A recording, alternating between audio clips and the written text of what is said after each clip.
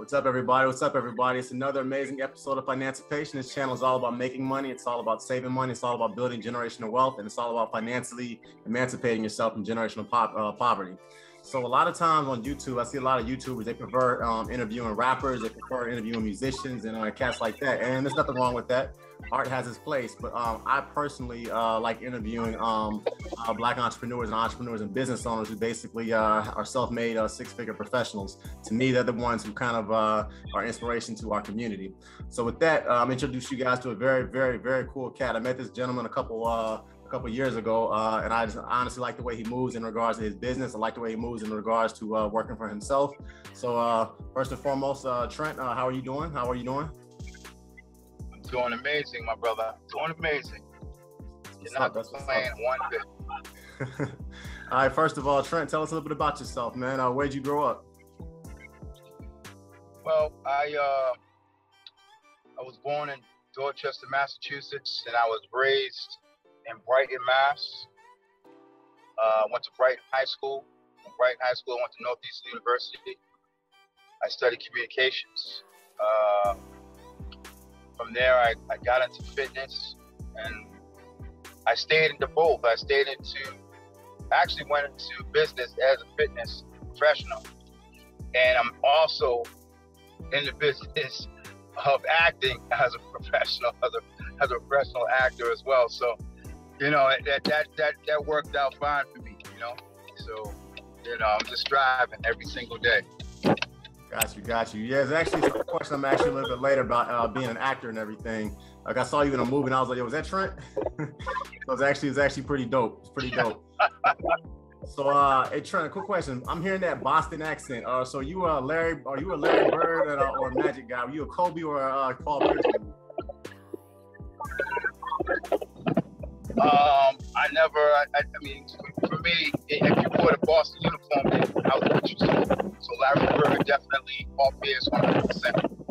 Absolutely. I'm all Boston, and I'm going to go outside the globe for that now. He stay green and white around his feet. Got you. As a diehard Laker fan, I can't fool with you right there. And as an Eagles fan, I really don't feel Tom Brady at all. Whoa. How many teams you got, man? Where you from? You can't be all over the map. You got to be from your home. I have roots in Philly or whatever, but my pops was a huge Laker fan, so ride or die, I will always be a perfect goal guy. Always. Oh, okay. All right. So I feel you with that one. Eagles got us once, we got them once. We got to get a bubble breaker on that one. Yeah, we will. No doubt. So Trent, I like interviewing entrepreneurs. I like interviewing contractors on this particular channel because I think you guys are essentially what capitalism kind of is all about. So I guess my first question to you, Trent, is this. What does entrepreneurship, I guess, mean to you? Freedom. Freedom of choice. Freedom to, if I want to shut down and go on a vacation to France, I can do it. I'm not a slave to a clock. I don't have to punch in. I don't have to be on somebody else's timeline making someone else money. So it's freedom. You know, it's breaking out of the matrix. It's all about being your own boss, being your own rule maker. Make your own rules. And just be in control of you. You're in control of your life. And if you have, well, in my case, 2 employees, you know, it's a different feeling when you're in charge. Not for someone else, but for yourself. Got you. So let me ask you this. What about the fear factor of knowing you got 2 other proverbial mouths to feed and you got 2 people who basically you got to put them on your payroll? What's that fear like, I guess, as far as being your own boss? Is it scary or? Well, no, because in the personal training field, you know, once you generate say like you have 20 clients. And you have 20 clients, and you know, and your business is thriving. You can't physically train 20 clients by yourself. So you know that if you have, this is another thing you have to be smart about your business too, because you know you always can have drop off of clients. Even if you have 21 week, you might have 15 or whatever. So to answer your fear factor thing is, you always have to stay within the framework of your outgoing income, your outgoing spending. So you always have to stay in that framework. So that way, having 2 employees, even if I drop down to 10 clients, because of the surplus that's already created from the generation of the income coming in, you always will have a steady base to pay too. You know, that's the thing. So if you have a budget for 2 people, you have to make sure you have a surplus of money, anywhere between $10,000 and $15,000 as a surplus, just in case you fall on your face. That you will have that cushion to keep people employed and keep people happy.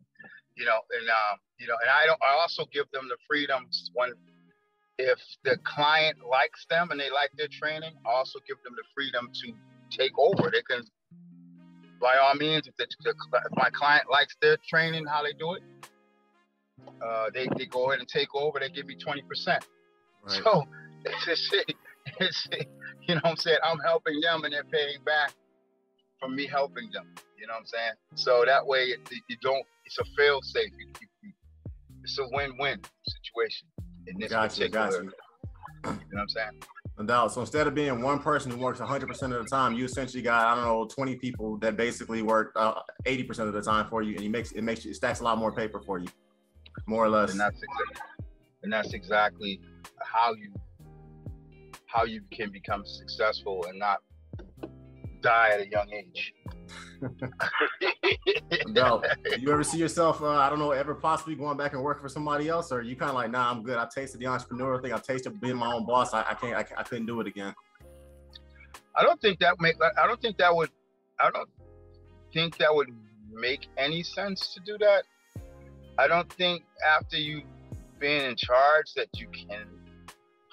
I mean, for me, for myself, I couldn't humble myself to be under somebody else's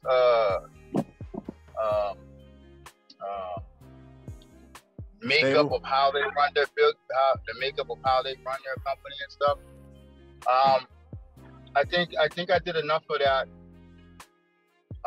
to help teach me and educate me to be in the position that I'm in now. I mean, I think that, of course, let's not, you know, in certain things, in certain things I will take a back seat and learn.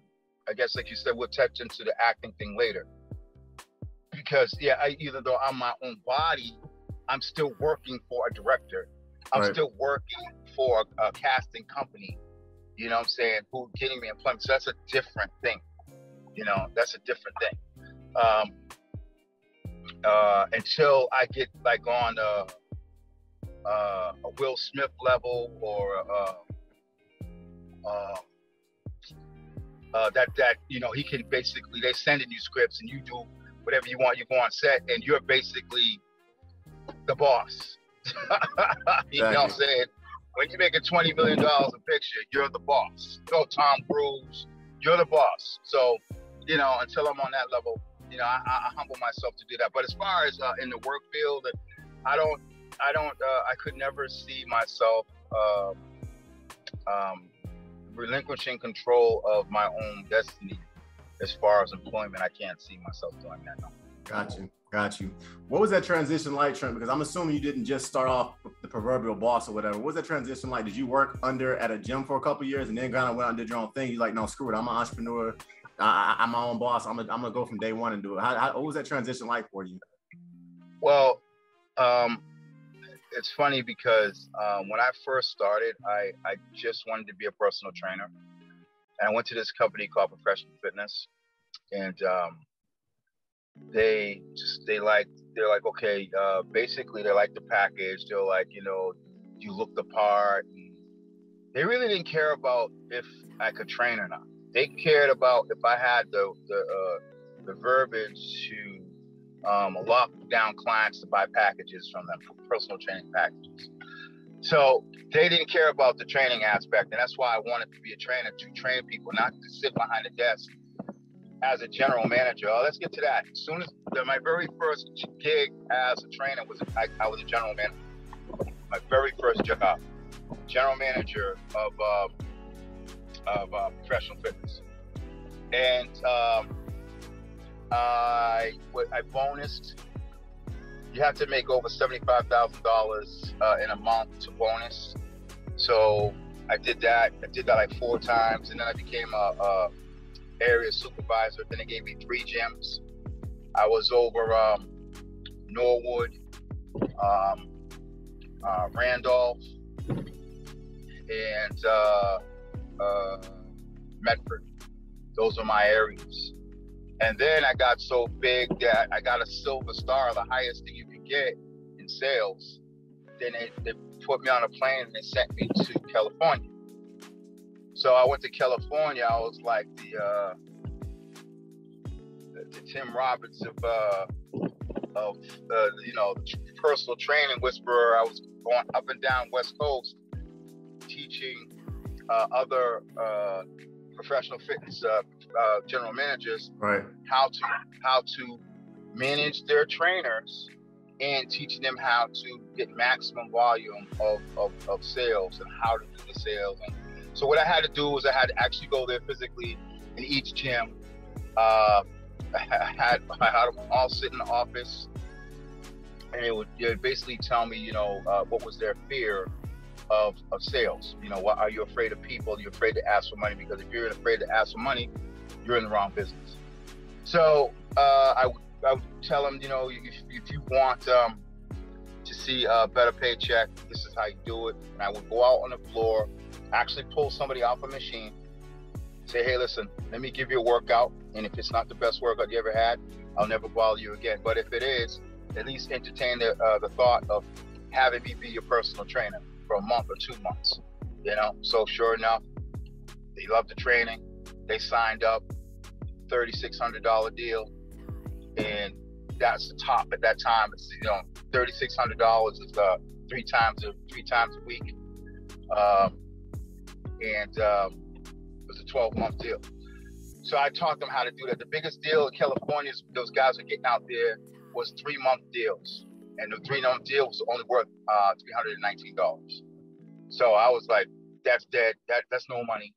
So anyway, long story short, I bonused out of there, and I was like, they were like, okay, you can come home now. So I'm on the plane. I'm like, oh my goodness, man, I bonused out of 4 clubs down here. I can't wait to see my paycheck. Woo! I'm on the plane. I'm having fun. I land, and we have the next thing. They clapping. They have pizza and all this other stuff. They hand me the little check. I opened that check. I pulled it up. It said $5,000 on it. $5,000. All that work I did?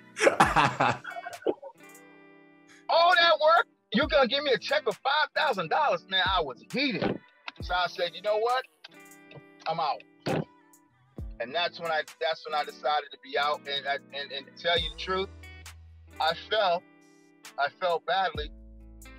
I got my car repossessed and all that stuff because I didn't have. See, inside a gym, you have a base where people come in. You have a plethora of people who you can pull from.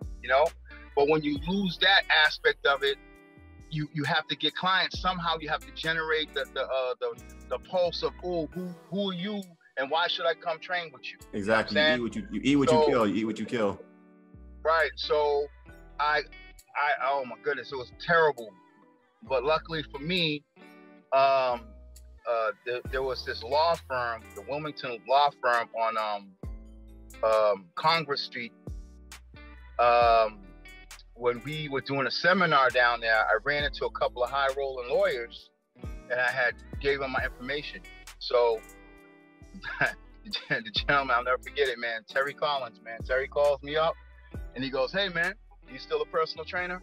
I said, "Yeah." He was like, "Listen, I need you. I got to get ready for a wedding. I'm going to need you 5 days a week. and what's your damage, and you know, and with professional fitness, they paid that they were charging $35 an hour. I mean, $30 a half hour. Trent, say that. Trent, say that number again. Trent, say that number. What amount? $35 for a half hour session. Got you. That's what they were charging for working for them. So I was like, and let me just throw a number at him. So I said, you know, yeah, man, I could do it, man, for like $65. And he goes, great. I said, what? And I said, you want me 5 days a week? He says, yeah. I said, well, that's $1,300 a week, sir. I mean, $1,300 a month. He goes, yeah, absolutely. I said, in his first month, last month, the security, I need security. No problem, whatever it is. So right there, $2,600. And then he had 3 friends that signed up with me the same week. Then I never looked back. Just like that. Just like that. Turned around, just like that. Never looked back after that. Sure. Then I started leasing space out of gyms. I was just leasing the space, and I was like, okay, that's how I have to do it. I got to go in here and spend paper. $1,000 a month. You know, it's a no-brainer. If you're making $4,500, $5,500 a month, $1,000 is nothing to you. You know what I'm saying? And then it just didn't stop. It just kept going.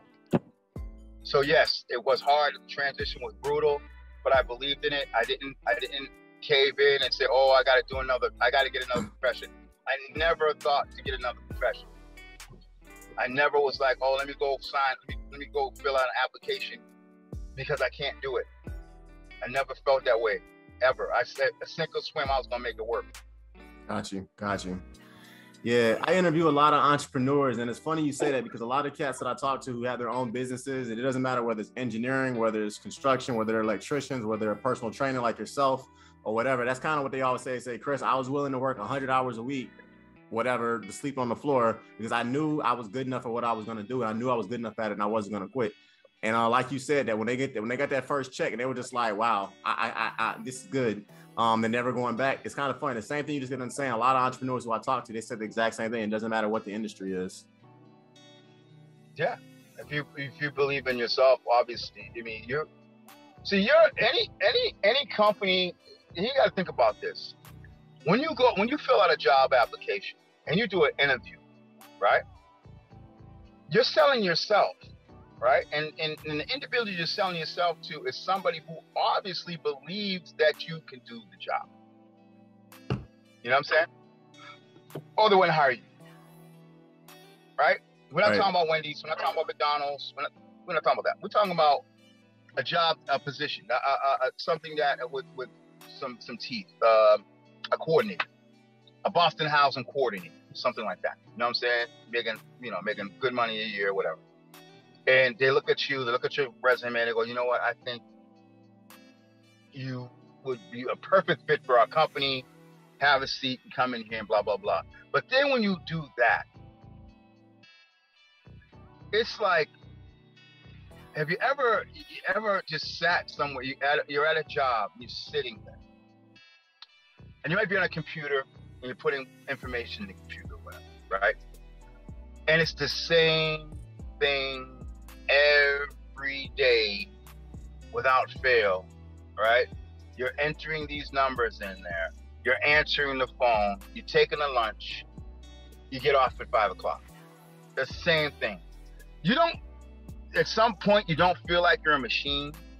At some point, you don't feel like you're a machine and someone else is controlling you and pushing your buttons and making sure that you're where you're supposed to be and you're doing what you're supposed to be doing and you have to answer to someone else.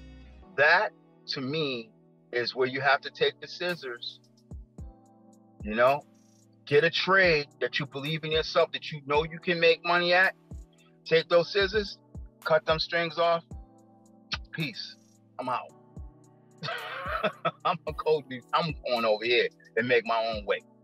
Because this ain't it. Definitely. This ain't it. Definitely. How would you advise somebody to find out what that particular trade is or whatever? Like, how would you, is it a hobby, something they spent 4 years in college learning, something they just knew and it's in their blood, I can do this regardless of the state I'm in? How do you advise somebody to figure out what that trade is? Well, I think everyone, and I really, really, really, really believe this spiritually, I believe that God, I mean, everybody has a special skill. I don't care who you are. You got something that someone else don't got. You have a knowledge that someone else don't have, and you can put things together some way that another person can't do. You know? And when you, and the thing is, you already have it in you. The thing is, you just don't be afraid to do it. Just don't be afraid. If you're afraid, you're not going to do anything. If you're afraid, you're not going to succeed in it. If we had the same courage as if we was babies, you got to hear me out on this analogy on this. Babies get up and they try to walk and they will fall and fall and fall and fall and fall. But you know what though, Chris? What does that baby do? It keeps getting up. Thank you. And they take a step, 2 steps, fall, and next thing you know what they're doing. They get up again. And then they walk. And then they're running. Babies are the number one thing you can learn from. I mean, people might not think, they think I'm crazy to say this, but if you sit back and just look at a baby and go, really look at a baby and think and look at what they are doing. Like, how you think to yourself, how does this baby know how to do this? Where does this determination come from? Where does it come from? It's got to be instilled because I didn't teach this little joker nothing yet. You're right. You know, and this little joker's doing all kinds of stuff. I'm like, you're like, what? But see, those are lessons that you can learn if you can humble yourself and sit down and actually sit there and just look and learn. You can learn. So you can learn a lot from a baby. You can learn a lot. You can learn toughness and strength, because that's what they showed you. They don't quit. They don't quit. They got hard. I agree. So I agree. That's what I would tell someone. I would tell somebody, you know, if you have the conviction to do something, just do it. Just go out there, and who cares if you fail? You're gonna fail. You're gonna fail. Everybody fails. But you can't be afraid to fail. Just fail. I mean, it is what it is. You gotta fall on your face. It's like anything in life, in relationships, everything. Just because you fail at one relationship, don't mean you're gonna fail at all of them. You're gonna meet that right person, and that's how it is with your career. Everything has to be in that same thought process that, okay, I know I'm gonna fail, but I don't know when. You know, and then you got to be prepared for failure. You know, and if you're prepared for failure, and when you don't fail, then you're ahead of the game. You're ahead of the game. But you can't be afraid to fail, man. It is what it is, man. You're gonna fall. Everybody falls. It's about getting up, dusting yourself off, and keep pushing. And you can do anything in life. And like right now, I mean, there's so many things you can do now that's crazy that I don't understand how anyone could be unemployed because of all the different things that you can do. Even if you have a bike, you can have a job. They got Uber Eats. You can get a bike. If you just don't want to work. Exactly. You know what I'm saying? You don't even have, you can be your own boss doing that. You can set your own hours doing that. You can make your own income. You can pay for school now by yourself. Now you can do whatever you want to do. And you don't need to be underneath anybody's thumb. Not anymore. Not how society is to plug in. Ever since the insurgency of Uber, you know, rideshare, all that stuff right there, man, you're your own boss. You can do whatever you want, man. The sky is the limit. You only can limit yourself and lock your own self down to your own fears of failure, and that's when you become a failure, when you're afraid to fail. And that's what a lot of people are. They're afraid to fail, and they're afraid to take that chance. I agree. You know? I agree. I always think it's interesting that in this gift we have called capitalism, America has issues. I mean, we kind of know what some of them are. It is what it is. But I always think that you start traveling abroad, and you start seeing kind of how like other countries and people live. When you get back to your own country, you get back to the United States, you start realizing, man, there's a lot of opportunities in this country that we have. And like you said, Trent, literally, I mean, I can go online right now, and it's easier to start a business than it is to apply for a job. It's easier basically to go online and start an LLC than it is to create a resume and go online. It's easier to hop on Uber or Uber Eats or whatever, or to get a certification to start doing something. It's easier to start a business than it is to do anything. And you hit the nail on the head when you said that, bro. You hit the nail on the head with that. Yeah. I mean, it's a lot of people don't want the pill to swallow, man, but you know. Yep. You're definitely right. Obviously, if anyone that follows my channel knows that I am a mechanical engineer. I also have a fitness business called the Micaiah Academy. So I guess my question for you, Trent, what personal training certifications did you get, and which ones did you advise personal trainers to get? Well, the very first college accredited certificate program was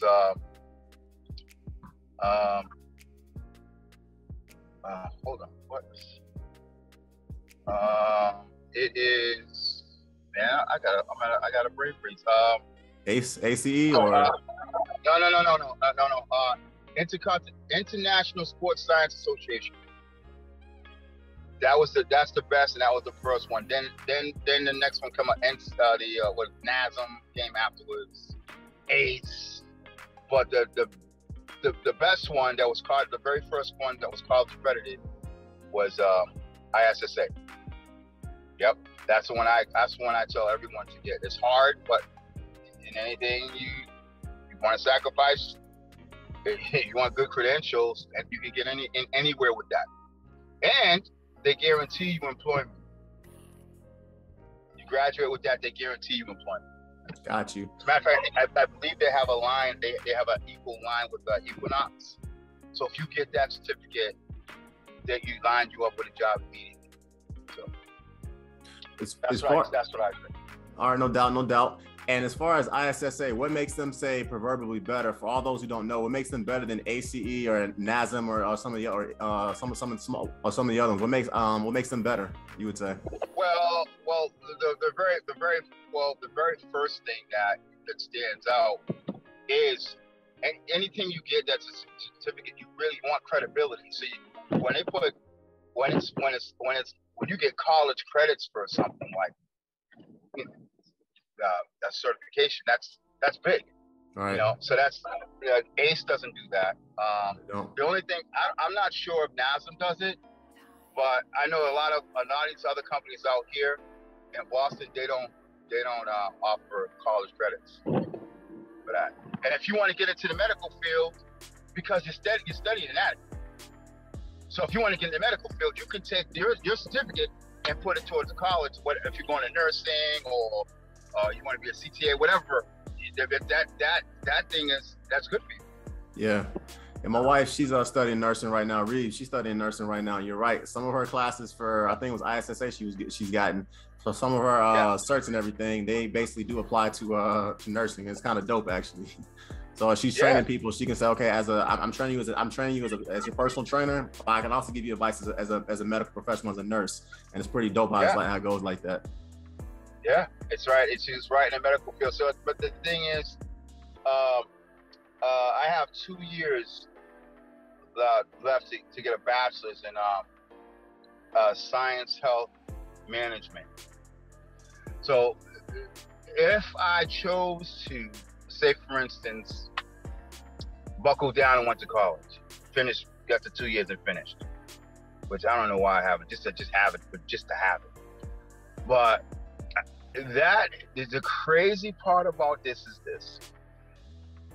Now I'm not a doctor, right? And I'm not a nurse, but the crazy thing is with that bachelor's, I would be over them in the medical field. Wow. I would go in the hospital and they'd give me a job to be their boss. So you gonna do it, bro? Are you gonna do it? Or you like, I'm good. I'm making too much money. No. That's the thing. I'm good. See that thing? That would mean that I can't run around in my t-shirts. That means that I have to wear a suit and tie, being cold buildings all day. No. I just want to get it to have it. Yeah. But, you know, that would make mama happy because she's dragging it. Why you keep dragging it? But why can't you just make me happy and go for the last 2 years and get your bachelor's, man? I mean, what are you doing? You know, and sometimes like 1 year I'm like, okay, I'm gonna do it. And then I just get so busy, so I don't have time. For you know? But I have to make the time though. It's only 2 years. It's only 2 years of my life, man. I could do it. How would you, once you, okay, I'm gonna assume you're gonna do it. So once you do it, how's that gonna positively affect your bottom line for your business and everything? Oh, you know, the crazy thing is, let me tell you this. I this is the craziest. This is crazy. So after I worked with professional fitness, I got this job, right? I was training my clients at this Whittier Street Health Center. It's one of the, you know, nice clinics out here in Roxbury. So I was training my clients. Then the guy, his last name was Perry. So he was leaving, but I was training him. I was giving him free training sessions and stuff. And he was like, "Hey, man, so why don't you just?" When I bounced out of here, they need somebody. They need someone really good. So why don't you just take over this? Right. Just come in here, take it over. So I was like, I don't know, dude. You can do the same thing you're doing now. They're not gonna press you. They don't know anything about personal training. They don't know how to run the gym. They're gonna give you the keys. I can't do it. I said, you know what? All right. So they put the paperwork in, everything. They hired me. So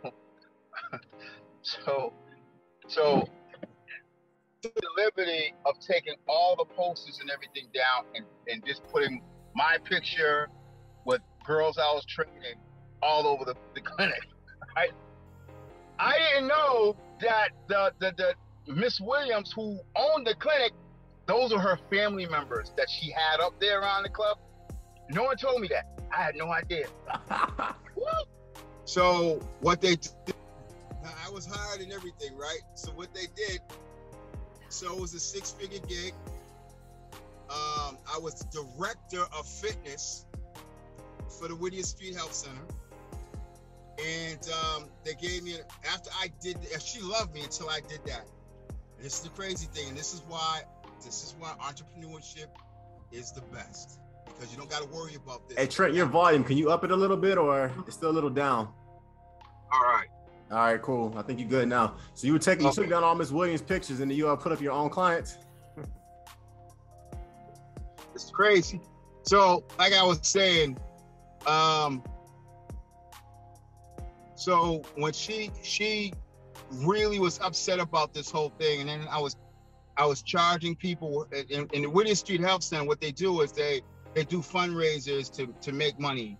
So I was, as soon as I took over, I started selling memberships, and they could use their Medicaid to buy a membership. And they were making, it's crazy, but this is the truth. They were making, there was money coming in that they didn't want to come in. Because if a certain amount of money comes in, they're not going to get those donors and that grant stuff that they need when they see the numbers. Right. It was too high. It was too high. And so what they did was they gave me a 90-day evaluation or something that wasn't even on the table before, some nonsense. And the thing that shot me in the toe, I didn't have my bachelor's degree. If I had my bachelor's degree, they would have been hit. But because I didn't have my bachelor's degree, that was a clause for them to let me go and say, you can do your training here, but you can't be in a position, you can't have that position, but you can still train your clients here. Yeah. You know what I'm saying? So I was like, no problem. I mean, I was happy anyway, doing what I was doing. I was doing you guys a favor. But at the end of the day, that was in the back of my mind when I think about getting my bachelor's. That's one of the things that was like, why on earth have you not just sucked it up and did the 2 years and get this behind you? You know, it's only gonna look good. And it will help. Obviously, you can charge more money too. Like right now, I do where the location I'm at right now, I charge $75 a session. But with a bachelor's degree, I have, that's enough credibility, and they get, you can drive the price up to $90, $100. Like a friend of mine that works in the gym for me over here at Liberty, he does that. He can ask for whatever he wants because he has a bachelor's. He has a bachelor's in health medicine. Sports medicine. I got you. So, you can drive the price up all you want, but now here's the downside. Not everybody has $100 to be spending. They got 75. So you got to be smart. You have to know the market, So he struggles, and I have to throw him people because he's at that price range. You got to go to Vegas or California or Miami. You are not, that price tag that's high. That's high for regular consumers to come in and be like, okay, let me do 3 times a week. 3 times a week. That's 12 sessions a month. There's not a lot of flexibility financially especially in Roxbury for that. Gotcha. So you have to be smart with your prices. So my price range went from 65 to 75, and I just kept it at 75. Then when COVID hit, I really couldn't go higher. I stayed there because, everybody was dropping off because of COVID. I'm curious, Trent, how did you bounce back as a personal trainer? I'm a personal trainer as well, but as a trainer who trains clients, I know what COVID did to me and the clients who I trained. How did it affect you, I guess? Well, the funny about that, when it first popped off, the weather here in Boston was unseasonably warm. So in March, I was training people outside. My clients didn't want to stop training. They wanted to keep coming because they didn't believe in the pandemic. They didn't believe in none of that stuff. They just wanted to keep training. And believe it or not, only people would call and they would say, I don't want to be inside. If we could train outside. Like on my Instagrams, I'm training. On my Instagrams, a lot of my sessions are outside. Yeah. At that point, they were outside. Because they felt that breathing fresh air and this, that, and the third was safe or whatever. Right. I don't care. I mean, whatever logic you want to use to help you come train, it's on you. I don't care. I'm going to be here and I'm going to train you. Wear a mask, don't wear a mask, stay 6 feet. It doesn't care. I've trained everyone. It didn't stop. My training didn't fall off at all. It didn't affect me at all because of the fact that I got to stay outside. Quick question. As a personal trainer, you obviously run your own business and everything. I do personal training a little bit as well. What's your thoughts, Trent, on all the IG fitness models that you see, the half-naked chicks twerking on IG, talking about their fitness trainers, the dudes walking around in basketball shorts talking about their personal trainers? What's your opinion about those? Do you think they hurt the industry? Do you think they bring positive attention to the industry? What's your thoughts, I guess? To be honest, I like looking at that,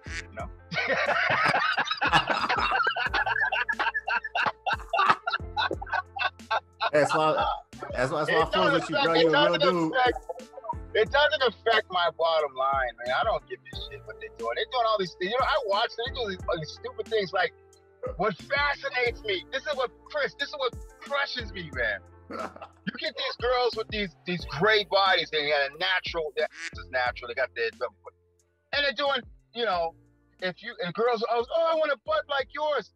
Listen, you're not gonna get a butt like that. It's not gonna happen. It's God-given. You're not getting it. It's God-given. And what you can do is tone it. But if you got a flat booty, you're not gonna get that. Yep. No. So I'm just like, listen. Everyone that comes to me, listen. They come, and that's what they do. Oh, look at her. She got all these followers, and look what they're doing with the butts. I said, yeah, that's good, but that's not you. That's not you. What I can do is I can build that muscle for you. If you got a little something back there, I promise you can make it a little bigger. I promise. But you ain't gonna have no badonky dunk, girl. Ain't gonna happen. No. Ain't gonna happen. And the dudes running around doing what they do, I'm just like, man, you got a date. Ring again. My phone rang again. Every time my phone rings, it kicks me off. I got you. Yeah, but can you hear me now, though? I can hear you. So you say with girls, they'll show one that look like Serena Williams or J-Lo, but they basically are built like the side of a house. As flat as a TV. Right. Yes. And it's not going to happen, man. You know, it's not. J-Lo has got one of the most amazing figures, and she's wearing it well. You know, these fit. I don't know. See, it's society. See, now Instagram. Now you know these people. They get a label. They're fitness models and whatever. You know, now all of a sudden there's fitness models. Whatever. At the end of the day, it doesn't affect my bottom line. I could care less what they do. You know, I tune in from time to time, and you know, on my downtime, and then see what foolishness is going on, and then I just laugh, man. It's hysterical to me. I think it's very, very funny. But you know, to each his own. To each his own. They making money. The influencers now, you know. And God bless them. You know, God bless them. Got you. They can do whatever they want to do. Not affecting my bottom line. For sure. So you touched on this a little bit earlier, so I'll bring it up right now. So about a year ago, I'm watching this movie or whatever. I see Liam Neeson on the screen, and I see this dude that shows up. I'm like, yo, that brother looks like Trent. So I go on IMDb and I'm like, yo, that's my dude from Boston. And the guys I was watching with didn't believe it, whatever. Because I was like, no, seriously, I know that brother right there. So how in the world, man, did you get into acting? Because that literally caught me by surprise. I remember I heard rumors about it from Reeves' family and everything, from my wife's family. But literally, I'm watching this Liam Neeson movie or whatever, and I see you, and I'm just like, yo, I know that brother, I know that dude. How'd you get into that, man? Because that's just kind of, I didn't see that coming, Trent, from you, to be honest with you. Well, that right there is something that you can say that I always wanted to do, but did I ever think it would happen? No, because I wasn't in I wasn't in that crowd. You know, I went to movies. I was eating Blockbuster videos and stuff. You know, rent, whatever. My thing was, wow, I always said I could do that. So I'll tell you what happened. How I got involved in it was I was doing karaoke. I was at this place called Sissy K's, and I got up there and I performed a rock song. It was called Ace of Spades from Motorhead. And when we're done with this, if you want, I want you to Google it and listen to it. And then when you listen to it, I know you're going to say, yo, that nigga's crazy. He's a wild boy, man. This is crazy. No, he didn't get up there singing this, man. So I was up there tearing it down. You know, when you're in a crowd of white people and they jumping around and like, oh my God, I can't believe this black dude is tearing this song up better than the band.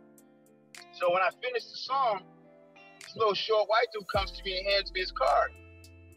And he's like, yo, call me. My name's Anthony. I think you got a lot of pizzazz, a lot of, you know, he was Jewish, Moxie, I guess. Moxie, yeah. Yeah, he's Jewish. So he gave me his card. He said, call me. Just call me. So 2 weeks go by. I don't call this dude. I'm doing laundry. I pull the card out. I go, Anthony. I said, I don't even remember getting this card. So who was this? Boston Casting? Oh, let me call this cat. So I called him, and he was like, oh, my God. He was like, Jesus, I thought you would never call. I said, okay, what's good? What do you do? He said, I'm a casting director. Look, what are you doing right now? I said, I ain't doing anything. He said, can you get to Providence? I mean, right now. I said, yeah, okay. He said, okay. Get to Providence and tell them Anthony sent you down there. I'm going to send your name, everything down there. Hey, quick thing. Can you just send me a headshot of you real quick and text it to me? I said, sure. I sent it to him. I get down to Rhode Island, right? And all I see is these giant trucks, these giant white trucks. It's all I can remember, like the circus in town, right? Right. And in these giant white trucks, the back was a wardrobe thing.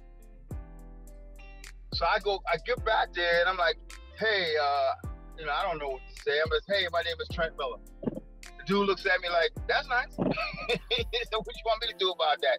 I was like, okay. So I walked to the next dude. I said, hey, I don't know where to go. My name is Trent Miller. I was sent here. Oh, yeah, whatever, kid. Just go over there. Go over there. Go to wardrobe. They'll help you over there. I'm like, damn, these jokers was rude. So I go over there, and they're like, oh, well, okay, who are you supposed to be? I said, I'm Trent Miller. Okay, take off your shirt, and da-da-da-da. I said, okay. So they made me take off my shirt and kept my pants on. And they gave me they said, okay, now here, go over there and go to the props because they're going to give you a gun. I said, okay, word. No problem. So I go get the gun. Gave me a AR-15 assault rifle. So I take that, and then I go down to the set. It was freezing too, Chris. I mean, it was freezing. It was like December? It was in October. It was freezing up here in October. Gotcha. And it was by the water. It was by the water too. So, and it was supposed to be a hot night because we're gang warring and shit. So we're under the bridge, and this lady, they put fake blood on you, right? And it was freezing. That fake blood was so cold. It was bad enough, and the wind blowing on you was bad enough. This broad is going around with a spray bottle, hitting us with it. She's like, you're supposed to act like it's hot. I'm like, you don't go out here with this cold water. Yo, she was us up with that water. Yo, so then they were like, okay, so when it came, we yell out action. You guys are in a fight scene. You're yelling and screaming. You guys want this guy to win. You guys want this guy to win. So, okay, cool. So dude said action. So I'm in the front. I don't know where the camera is or nothing. So I'm in the front, jumping around, yelling and screaming. Ah! Right? The dude was like, cut. Cut. Who is this? Yo, come here, man. Come here. What's your name, man? He pulled the sheet up, flipped it over. What's your name? What you supposed to be doing? I said, I don't know. They just told me to come up here and act crazy and, what's your name, man? I said, Trent Miller. He goes, man, go back to wardrobe and tell them that your costume is all set. You're the leader of the Crips. Tell them I said to get you changed ASAP. Right. So I run down there, man. They had to dry me off, wipe me off and shit, the blood all off me and all that. Gave me these all blue Crip. I was a Crip. Give me a scarf, all this, the blue scarf and the, you know what I'm saying, and the blue hoodie. And they were like, okay, now they were telling us the whole thing of filming. They was telling us the movie was called The Code. So that's what was, I was telling everybody, yo, I'm gonna be in this movie called The Code and da-da-da-da. Yeah, right, sure. I said, okay. But I didn't know the name of the movie. So the next day, we filmed. It was cold again, but then we had to wear the same clothes. And they're like, all right, so what we want you to do, Trent, is we want you to walk with the toughest walk you could walk with. We want you to walk towards that van. Then when you get to the van, you're going to see an X.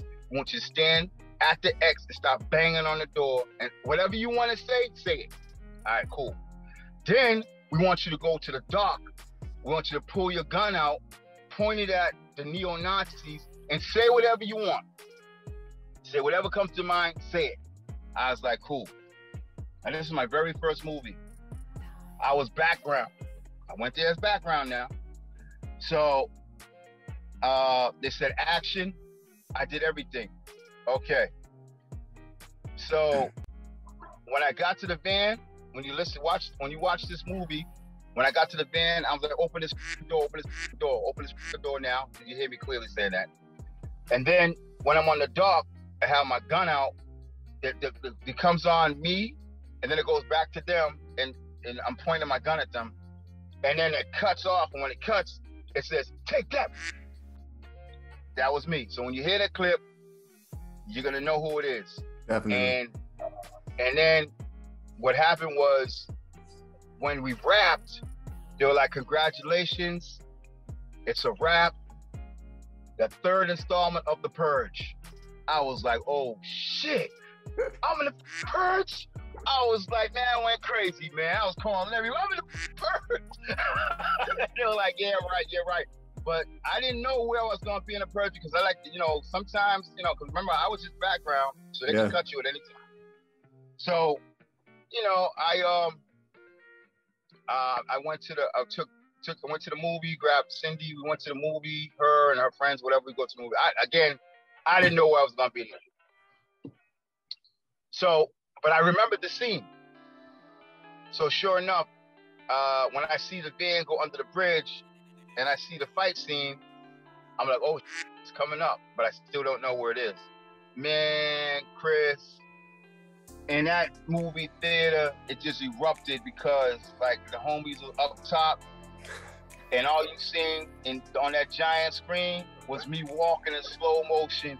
You know what I'm saying? Niggas like, ah! That's my dude. That's my dude. Ah! I mean, the place erupted. It was crazy, man. And then when I got to the van scene, it's like, they're like, yo, they see me on the back window, because a close up on my face, the back window. And then the clip on the thing, you hear was to take that.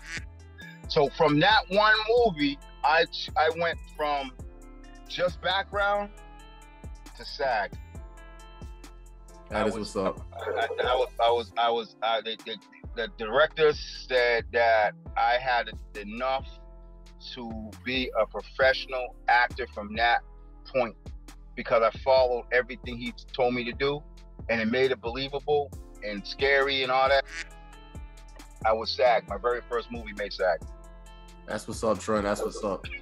What was it like? I mean, Liam Neeson is a heavyweight. That dude, he's a legit heavyweight in Hollywood. What was it like being on set with him? Because you're a heavyweight in your own world, but that brother, Liam Neeson, is doing stuff. What was it like being on set with him and everything? Well, it wasn't just Liam. There was Jeffrey Donovan. There was Jay Courtney. There was Kate Walsh, Anthony Ramos. There was a lot of heavy hitters on the screen, man. So yeah, I was talking to them, getting information from them. The dude from Terminator, the dude from Terminator 2, the robot dude, he was in it too. I forgot his name, but he was in it. So I was messing with him. He told me, oh shoot, he's from North Carolina. He goes on Harley Davidson. That's how much we were kicking it.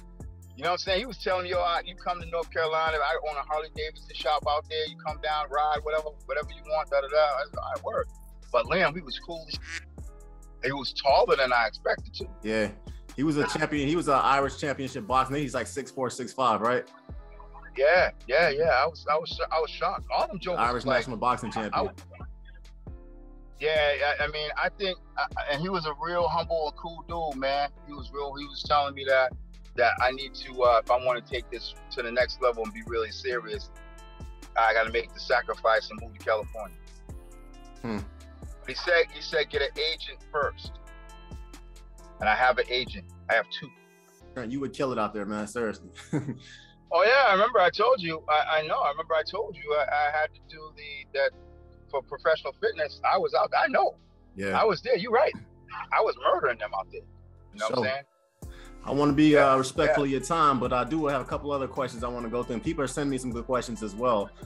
First off, what's the industry like, Hollywood? Because I've heard some really weird things about movies. And what's the industry like, I would say? Right place, right time.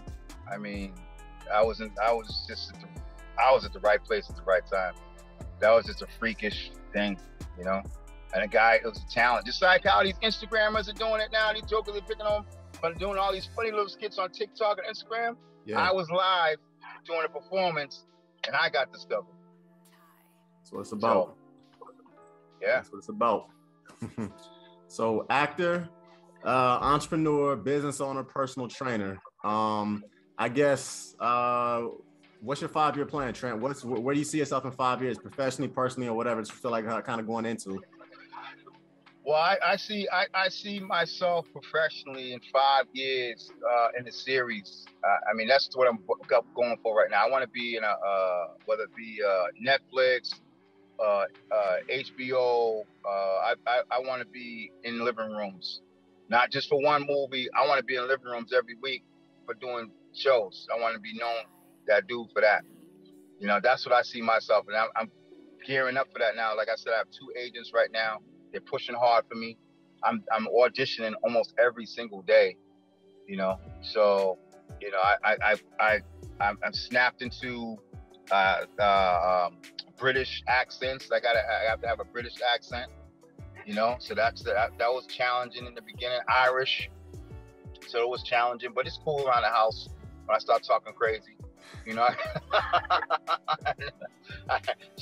she ain't looking at me like, who are you supposed to be? You know, you already know I'm an actor, woman. I got to do my job. Exactly. For sure. You know what I'm saying? Got you. What advice would you give a 16-year-old that wants to get into personal training? Let's say they say, Mom, Dad, I don't want to do college. I want to, well, whatever. I want to be a personal trainer. What advice would you give a youngin who basically wants to get into the industry?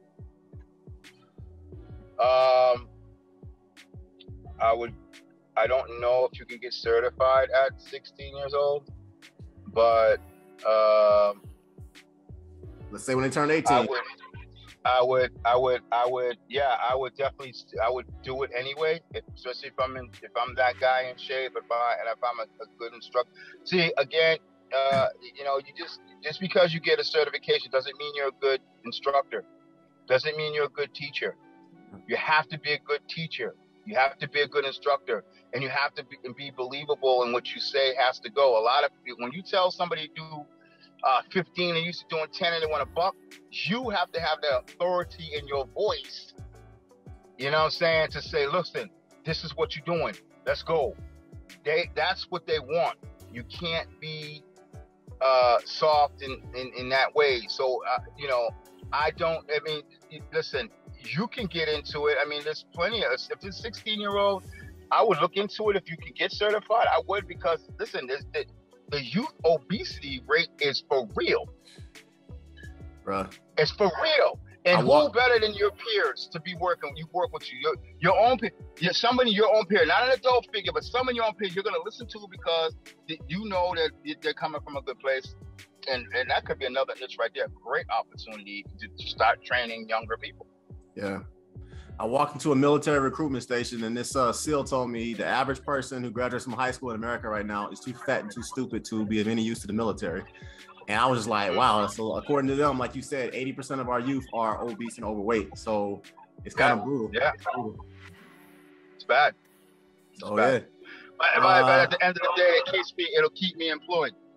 That it will. All right. I got a couple questions coming in from some of my listeners. So let me see. What's the first one I want to ask you? All right. This is a good one. So this is coming from a dude. He says, I dropped out of school because I wanted to start a business. At first, my girlfriend supported me, but because I wasn't making enough money, she just left me. Should I stop trying to be my own boss and get a job, or should I stay on my grind like you did and keep trying to be my own boss like you? Yeah, stay on your grind, man, and make that paper. And you know what? You're gonna get 100 times more honeys coming your way because you have your own paper. Yep. I'll just to kind of piggyback up on what Trent said. This is my advice to this young brother. Believe me, the women get a lot prettier when you start when you get on your grind.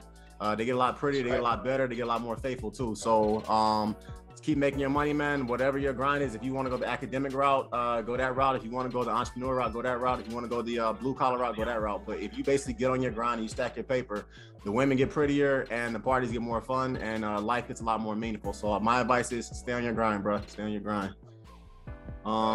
You both seem like alpha dudes. It seems like both of you make good money, work out a lot, and are very confident. I just broke up with my girlfriend, and what is your definition of a high value guy, and what advice would you give me about dating, marriage, and women? Stay single as long as possible. Hey, I'm gonna tell you like this. Don't put yourself in a box. Stay single as long as possible. And this is the reason why. Because, you know, dating is good. Don't ever think dating is a bad thing. Dating is a good thing. Because when you date, you're going to run into that queen. You will run into your queen. Don't rush into just lock down with somebody who you just having quick relations with. No, that's where you hurt yourself. Because then when you get entangled with this one, then you can't go and do whatever because you're like, oh, no. Always keep it 100. Just say, hey, listen, we just dating right now. You know, and if you jump off, it jumps off. It don't, it's cool because it's others. If you never had an Asian woman before, man, have one before you try and settle down. If you never had a Dominican woman, have one before you settle down. If you never had a can, meaning African, Jamaican, or all the other cans, have one before you settle down. That's it. And then you have your variety, then you can make a choice. And then you have everything you want and you don't settle. That's what entrepreneurship is about, not settling. So you should carry that in life. And women and everything. Don't settle. I agree. Bro, that is absolutely so true, Trent. And I can honestly say this as well. Once you date enough, you kind of when you find a bro, you're gonna know. Seriously, it's as simple as that. When you find your queen, you're like, all right, cool. I'm turning in my player's card or whatever, and I'm good. I've had my fill. I've had my run. When you find your queen, you're gonna know. And when you know, you're gonna let the other people who you're dating and who you're dating, basically, you're gonna let them go. So, yep. All right, and 2 last questions for you, Trent. This is coming from a young lady. She says, I am 34 years old. Other races of men call me fat, but I still get lots of guys. Earlier, you talked about skinny women and health, but I get guys all the time coming after me. Do you think skinny women get more guys? Do you think skinny women are prettier? What are your thoughts?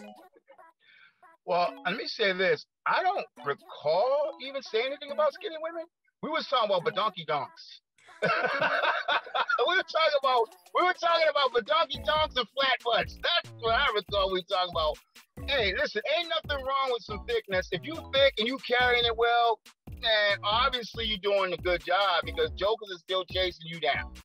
So, but you who gives a damn what anybody else thinks? You just keep doing what you doing, girl. At the end of the day, you got plenty of folks enjoying your buffet.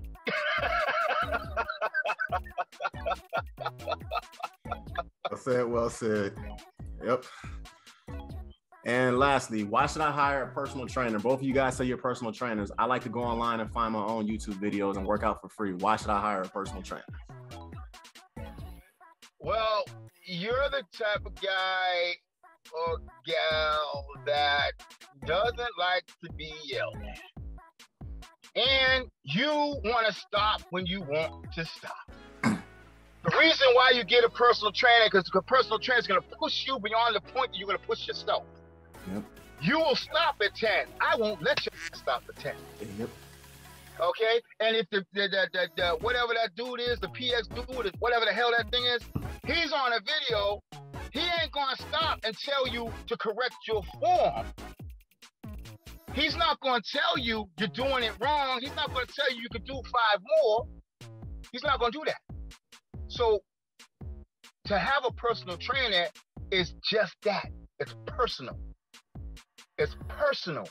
And that means this man is going to personally make sure your ass is getting kicked or he ain't worth his salt as a trainer.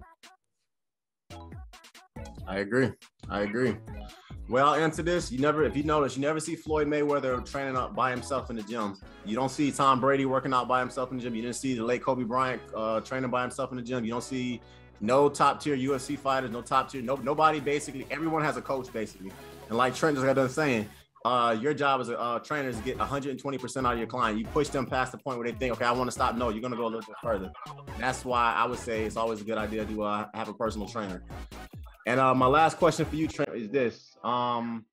Athlete, personal trainer, actor, and entrepreneur. When God calls you home, what do you want your legacy to be on this planet, I would say?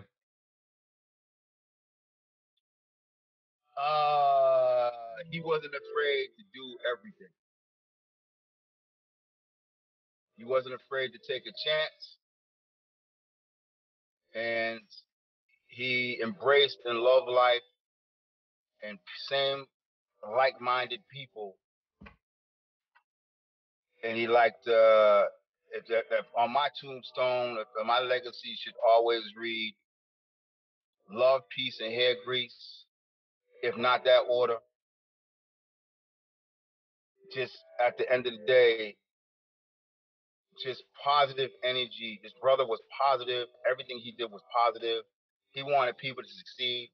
He loved people, and I love people. I mean, you can't be a personal trainer and not love people. I love people. You know what I'm saying? I want them to succeed. I want them to look good. I want them to be their best version of themselves.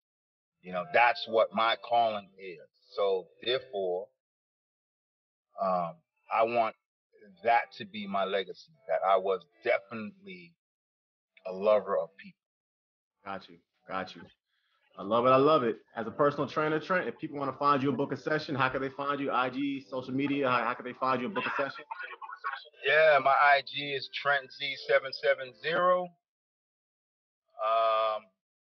If you want advice about acting, you can hit me on that as well, or you can go to my IDMB. I can't even say the thing right. You can hit me up on there too. You know, you can check my website is Live Longer Get Fit. You go on my website and put in a request for a free consultation. And you know, you can reach me at Liberty. You can reach me at Liberty Fitness as well. So I'm all over the place. For sure. All right, Trent, it's been a pleasure, man. I'm looking forward. One day we got I definitely got to book a session with you so we can train or whatever. I still need to get on my grind and do that because you've been asking me that for a minute, and I got to stop being so damn busy and do it. But it's been a pleasure, man. Like I said, I like interviewing entrepreneurs and business owners, particularly the ones that are blue collar. They don't necessarily have to be white collar, particularly the ones that kind of come from different industries. Because in my world, I deal with like a lot of just very highly intelligent people, at least for my 9 to 5. And in my other ventures that I like to do, it has nothing to do with college or anything like that. And I like seeing brothers that basically kind of step outside the box, work for themselves, and have their own businesses because you inspire a lot of people to kind of want to do that as well. So it's been a pleasure, Trent. I've enjoyed working out with you. I've enjoyed this session. Next time I'm up in Boston, because I'm up there probably about once every 2 or 3 months for work. I'm definitely gonna hit you up and looking forward to doing it again, man. Looking forward to seeing you again, Trent. Sounds good, brother. Yep. Have a great one. Take it easy, man. Salute. Peace. Peace.